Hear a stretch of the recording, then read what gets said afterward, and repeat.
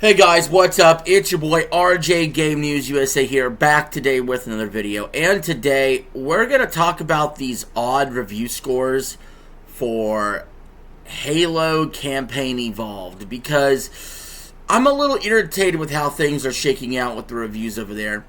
So first, please remember to hit the subscribe button. We're going to jump right into it. So, first of all, we've gotten to the point in gaming where we've become a lot like movies with franchises, where we're not on the second reboot or like a second remake. We're on like the next remake, the next iteration of the same thing. What do I mean? Well, we had Halo Combat Evolved back in 2001. We had the Anniversary Edition in 2011. And now for a third time we get the game has Halo Campaign Evolved. Personally, I'm super excited for it. One of the reasons I am is they actually added content. And I think the game looks awesome. However, despite the fact that many people are saying the game looks better, runs better, and is, by definition, better, it got a way lower score than the OG game. The OG game got a 97. Meanwhile, Combat Evolved Anniversary was an 82, and Campaign Evolved is sitting at an 81, which is right around where Splatoon Raiders sat. I have a problem with this 16-point difference, and I kind of want to go over why here in a minute. But first, let's really consider this. Assassin's Creed Black Flag was only a few points lower than its original release. Ocarina of Time, when they did the 3DS version of that game, it was only a few points lower than its original release. Maybe, considering the fact that Switch 2 keeps getting low 80s or high 70s for Metacritic scores, watch the internet burn to the freaking ground if Ocarina of Time were to get an 80 on Metacritic for the Switch 2. That would be insane. But, meanwhile, crickets when it comes to Halo. Why? We should be up in arms as Halo fans. And yes, I understand there's issues with the Xbox version of the game. I'm specifically talking about the PS5 version of the game that has no problems when we look at these reviews. So without further ado, let's just dig into this. Halo Combat Evolved got a 97 overall on Metacritic. Now, I want you to keep this in mind. Both IGN and GameSpot at the time ran 100-point systems. So they each gave it a 9.7, which is equivalent to the Metacritic score. So it's a 97 overall from both IGN and GameSpot. What did they give Halo Combat Evolved Anniversary? Well, they gave Combat Evolved Anniversary both an 80 out of 100. A full 17 points lower. Pretty much also contributing to the fact that Combat Evolved Anniversary only got an 82 on Metacritic. A full 15 points lower.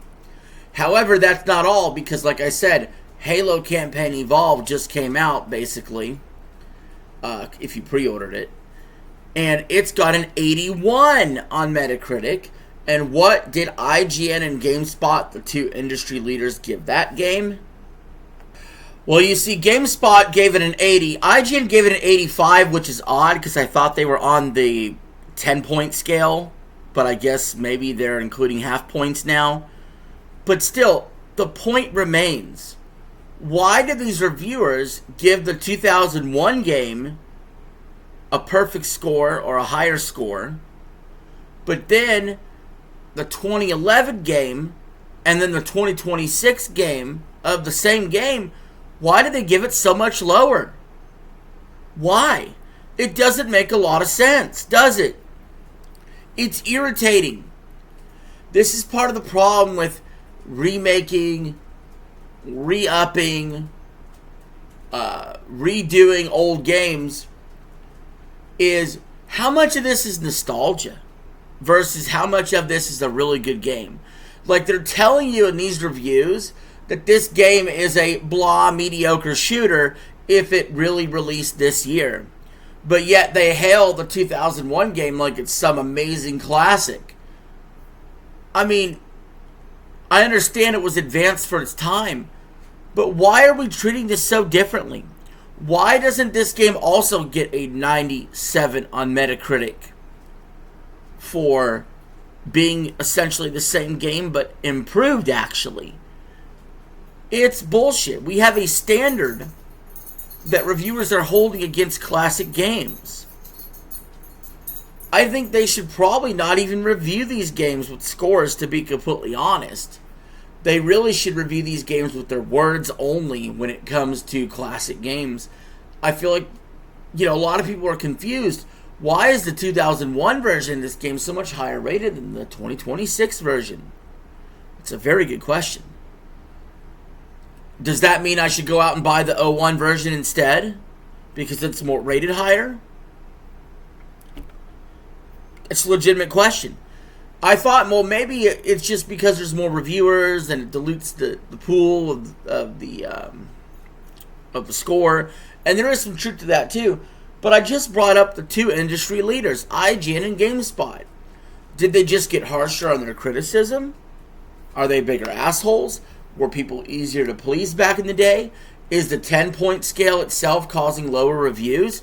We made that argument before with The Guardian. Their 5-point scale resulted in Splatoon getting a 2 out of 5 stars, which is a 40 on Metacritic. That's a problem.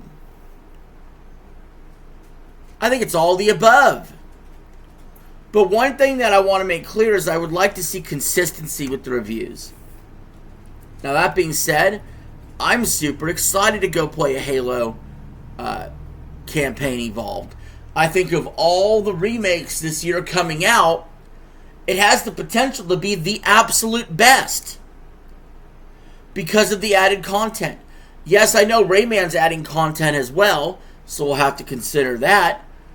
Assassin's Creed Black Flag took away content with the Animus stuff, and I'm pretty convinced at this point Ocarina of Time is just going to do what Star Fox did and not add any content at all, really, hardly, except like a story bit at the beginning, and leave everything else the same, which would be a little disappointing.